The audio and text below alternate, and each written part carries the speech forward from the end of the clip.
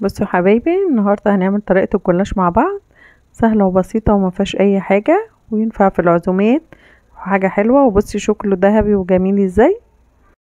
بصوا يا حبايبي، احنا دلوقتي هنعمل طريقه الشربات. معانا كوبايتين سكر، نحط عليهم كوبايتين ميه، نفس مقدار السكر نفس مقدار الميه، وهنحط عليهم نص ليمونه بس، هتبقى كفايه قوي. اهو بصوا ما فيهوش اي حاجه، سهل وبسيط خالص. هنعصر نص ليمونه بس كلها بس، وهنحطها على النار. مقدار السكر نفسه هو مقدار الميه، هيديكي شربات كويس. الحاجه يعني السمك بتاعه كويس.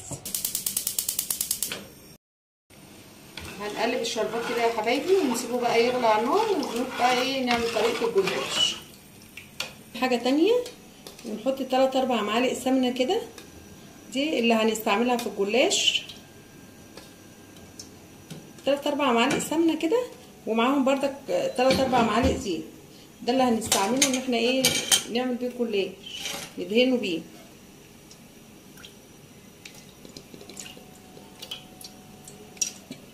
بس دول كده كفايه قوي، بس كده تسيحه، مش هنسخنهم، هنسيحهم بس. ده اللي هنستعمل فيه الجلاش. بصوا يا حبايبي الشربات ابتدى يغلي ازاي. احنا هنوطي عليه دلوقتي ونسيبه شويه. احنا يا حبايبي احنا هنحتاج معانا لفه جلاش دلوقتي اهي. هاخد واحد طبقه او طبقتين اهو، والباقي هلفه معاه.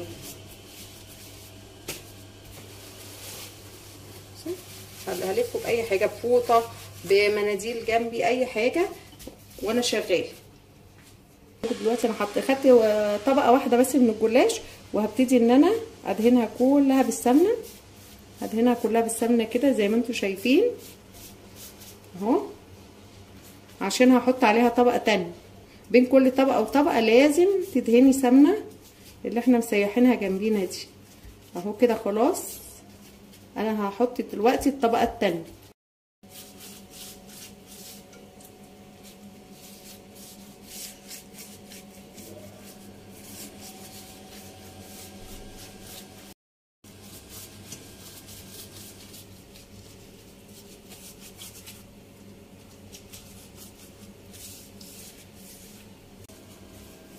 بصوا حبايبي، دي اخر طبقه معانا في الجلاش اهو.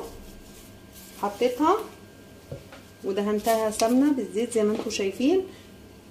بصوا بقى هبتدي اقطع بالطول، هقطع بالطول بس يكون كل الاطوال متساويه زي ما انتم شايفين كده. خلاص اهو هقطعهم كلهم مع بعض بالطول كده. خلاص بس يكونوا قد بعض. هقطع الكميه دي وارجع لكم تاني.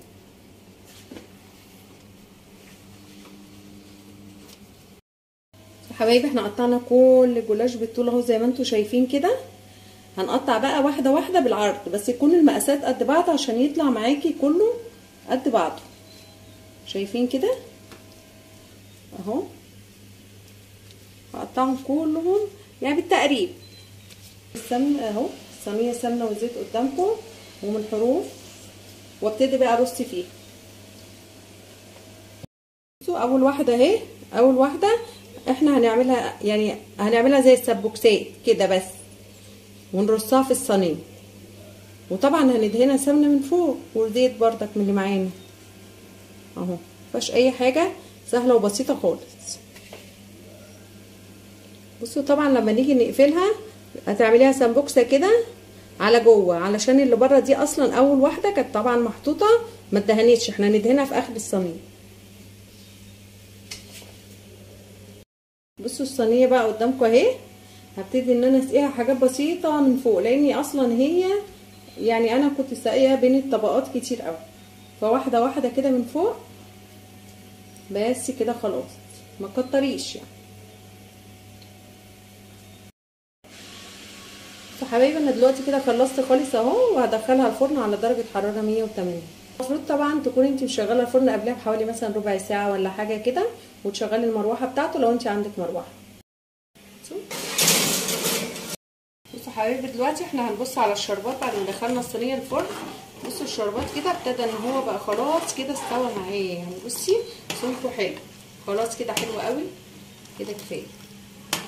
هطفي عليه يا حبايبي. هو كده احمر من تحت، هضطر طبعا ايه انقله بردك ايه واقيد له الشوايه بقى من فوق الوش بس يحمر شويه. ما بياخدش دقايق يعني، خليني واقفه جنبه كده علشان موطي الشوايه عليه يعني، مش هياخد بتاع بالكتير 5 دقايق. اول ما ياخد اللون الذهبي كده خلاص كده هطلعه بقى.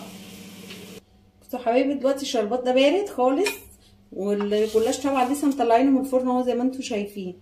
هاخد واحده واحده كده احطها في الشربات واصفيها كويس على طول يعني، واحط بقى في طبق التقديم اهو.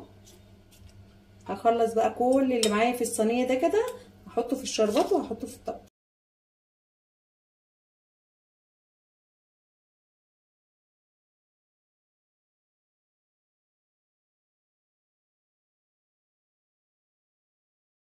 احنا كده خلاص خلصنا اهو. بصوا لونه حلو ازاي، بصوا شايفين اللون ذهبي وحلو ازاي ومورق خالص.